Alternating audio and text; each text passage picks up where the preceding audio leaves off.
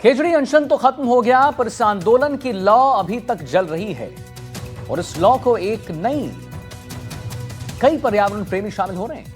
अब धरने को कांग्रेस का समर्थन भी मिल गया है। बड़ी संख्या में कांग्रेसी कार्यकर्ता पैदल मार्च में शामिल भी हो गए। धरने में पहुंचकर धरने को समर्थन दिया जा रहा है। वहीं अब हजारों की तादाद में आ रहे पर्यावरण प्रेमियों की खाने पीने की जो व्यवस्था है वो यहां पर की जा रही है। एक रिपोर्ट आई दिखाते हैं। बीकानेर का पर्यावरण बचाओ महापड़ाव, खेजड़ी बचाओ आंदोलन। इसका अनशन भले ही शांत हो गया हो, पर मामला अभी पूरी तरीके से शांत नहीं हुआ है। अभी भी आंदोलन के लिए लोग डटे हुए हैं, उन पेड़ों की रक्षा के लिए जो हमारी रक्षा करते हैं। मांगे पूरी होने पर अनशन तो टूट गया है, पर धरना अभी भी जारी है। साधु संतों के आह्वान पर पर्यावरण प्रेमियों ने भी अनशन समाप्त कर दिया है, लेकिन उनका ऐलान साफ है कि ये लड़ाई खत्म नहीं हुई है, अब और भड़कने वाली है। धरना स्थल पर 50 महिला और पुरुष क्रमिक अनशन पर बैठे हुए हैं। वहीं इस धरने में प्रदेश से अन्य हिस्सों से भी जत्थे में लोग पहुंच रहे हैं, साथ ही धरने का समर्थन कर रहे हैं।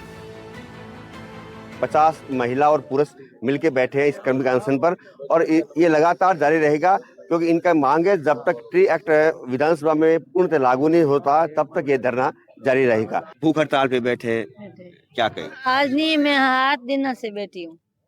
नहीं, वो तो पीछे टूट गया। गुरुजी मारे चरण में पानी तो मेरे पाल दे अन्नी 8 दिन से बैठी हूँ। खेजड़ी का ही कोई मैंने खेजड़ी का ही भाव है। सर कहेंगे तो यही कि खेजड़ी ना कटे राजस्थान में। हम राजस्थान सरकार से ज्यादा कोई बड़ी मांग नहीं मांग रहे, हम इतना ही मांग रहे हैं। आपने विधानसभा में इतनी बड़ी बात बोली है, तो आप एक थोड़ा सा लिखित में हमें दे दे, हमें और कुछ नहीं चाहिए। देखिए, जब तक ये सरकार की धार्मिकता नहीं टूटती है, अगर सरकार की मंशा साफ है और उन्होंने कह दिया कि हमने विधानसभा में पटल पे रख दिया, हम कानून बनाएंगे, तो हम तो यही कह रहे हैं तब तक कानून बने जब तक लिख के दे दो कि पूर्ण रूप से खेजड़ी नहीं कटेगी। धरना स्थल पर गूंजते नारे सरकार को सीधी चुनौती दे रहे हैं कि खेजड़ी हमारी पहचान है और इसे काटना अपराध है। संतों ने कहा कि सरकार ने देर से ही सही लेकिन कदम उठाया है। क्रमिक अनशन पर बैठी महिलाएं भजन कीर्तन करके माहौल को भक्तिमय बनाकर सरकार को जगाने का प्रयास कर रही हैं। वहीं साथ ही संतों ने एनडीटीवी का भी धन्यवाद किया, लगातार कवरेज के लिए आभार जताया। सबसे पहले इस राजस्थान की धरती पे इस खेजड़ी बचाओ आंदोलन के तहत ही ये हमारी एनडीटीवी पहुंचती है। सुबह 8 बजते ही जो हमारे जो बीकानेर के जो पत्रकार बंधु हैं, जो एनडीटीवी कार्यकर्ता है, आप सबसे पहले इस आंदोलन में सुबह 8 बजे से लेकर के शाम को 8 बजे तक आप जो नोएडा के अंदर आपका जो विभाग है, आपका एनडीटीवी का मुख्य माध्यम से ही हमारी न्यूज देश और दुनिया में पहुंचती। मैं बहुत बहुत धन्यवाद देना चाहता हूं बीकानेर के प्रशासन को जो हमारा साथ दे रहा है। धरना स्थल पर खेजड़ी को लेकर माहौल अभी भी गंभीर है। वहीं जोश जारी है जो पहले था, क्योंकि ये सिर्फ एक पेड़ नहीं बल्कि मरुस्थल की जीवन रेखा है। इसके लिए अब प्रदेश भर से पर्यावरण प्रेमी शिरकत कर रहे हैं। वहीं हजारों की तादाद में आ रहे पर्यावरण प्रेमियों की खाने पीने की व्यवस्था भी की गई है। रोजाना कितने ही लोगों का खाना बनता है, कितने ही लोग सेवा में लगे हैं। ये सब पर्यावरण बचाने के लिए गंभीरता का एक प्रमाण है। 1 तारीख से चल रहा था, 2 तारीख का महापड़ाव था। उस दिन 40 मन का देसी घी का हलवा बना था और छोले बने थे, 20 कुंटल के छोले बने थे। अभी ये हर रोज को 15 कुंटल आटा लग रहा है। पूड़ी भी बन रही है, रोटी भी बन रही है, सब्जी तरह तरह की बन रही है, कभी गाजर की, कभी आलू छोला की। मैं 30 तारीख को आ गया था और मेरे बद्दू गांव के 100 सेवकों के साथ सारा ये खाने की व्यवस्था गंगा प्रसाद जी के नेतृत्व में, ओम खिचड़ के नेतृत्व में बच्चों ने जितना, मैं तो ये अचंभा करता हूँ कि 40 मन का हलवा पूछना 100 आदमियों के कितनी बड़ी बात है। समाज का सभी समाज लोगों के उनका भागीदारी है। अब मैं आपको लाइव नजरा दिखाऊं जिस तरह से तड़का लगाया जा रहा है। एक आदमी का काम है सिर्फ जो पेस्ट है उनको अच्छे से फ्राई करना।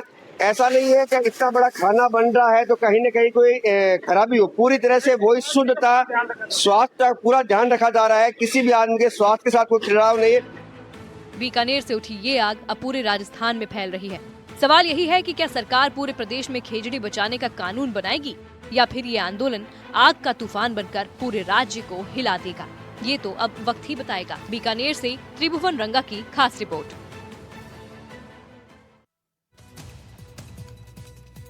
और अब बात करेंगे अजमेर की, जहां के नसीराबाद में बनेबड़ा बीसलपुर पाइपलाइन टूटने और बनेबड़ा गांव की पानी की टंकी की छत गिरने से क्षेत्र में बीते 1 महीने से पेयजल आपूर्ति पूरी तरह से ठप पड़ी है। हालात इतने गंभीर हो चुके हैं कि ग्रामीणों के साथ साथ स्कूली बच्चे भी बूंद बूंद पानी को तरस रहे हैं। ग्रामीणों का कहना है कि 1 महीने से अधिक समय बीत चुका है, लेकिन आज दिन तक गांव में पीने के पानी की कोई ठोस व्यवस्था नहीं हो पाई है। वे ग्रामीण महिला केसर गुर्जर का कहना है मजबूरी में कुएं से पानी खींचना पड़ता है, जिससे महिलाओं को भारी परेशानियों का सामना करना पड़ता है। बनेबड़ा स्थित राजकीय उच्च प्राथमिक विद्यालय के विद्यार्थियों ने बताया कि गांव में मीठे पानी की सप्लाई लगभग 1 महीने से बंद है। ग्रामीणों और स्कूल शिक्षकों ने कई बार नसीराबाद PHED कार्यालय और अजमेर मुख्य जलदाय विभाग से संपर्क किया, लेकिन हर बार केवल आश्वासन मिलता है और कुछ मिलता नहीं। पानी पीते हो लंच के दौरान, वो कहाँ से लेके आते हैं? वो हैंडपंप। अच्छा, हैंडपंप के खारा पानी पीते हो। कब से पानी नहीं आ रहा है? 1 महीना। 1 महीना हो गया। हाँ। तो कोई यहाँ पर पानी की टंकी वगैरह है, वहाँ से कोई पानी वगैरह लेके आते हैं आप? हेडपंप ही है बस? हाँ। स्कूल के अंदर हेडपंप ही है? स्कूल में ही नहीं आ रहा या गाँव के अंदर भी नहीं आ रहा? गाँव में खाली वहाँ एक टंकी है, फिजिकल पर है, सेमिना में 1 दिन पर है। अच्छा, तो अभी आप जो पीने का पानी है ये कहाँ से लेके आते हैं? हेडपंप का पानी जमा साथ दे रहा हूँ, जमा या टैंकर में लवा।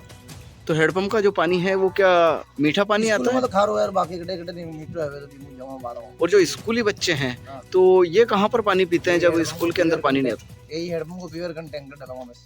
अच्छा, ये गांव बनेवड़ा है और बनेवड़ा में 3 स्कूल है और पूरा गांव 1 महीने से ज़्यादा समय हो चुका है पानी को तरस रहा। बीसलपुर का पानी 1 महीने से नहीं आ रहा है। डिपार्टमेंट बोल रहा है कि हमारे पास पाइप नहीं है, जबकि हमने इनके जो एक्शन साहब है, जयन साहब है, वहाँ सूचना करी है और लगातार ग्रामीण 181 पे भी शिकायत कर रहे हैं, लेकिन इनका कहना है कि हमारे पास पाइप नहीं है और जब होगा तब हम उसको रिपेयर करेंगे। में पानी नहीं आ रहा है, हम हैंडपंप से पानी पीते हैं।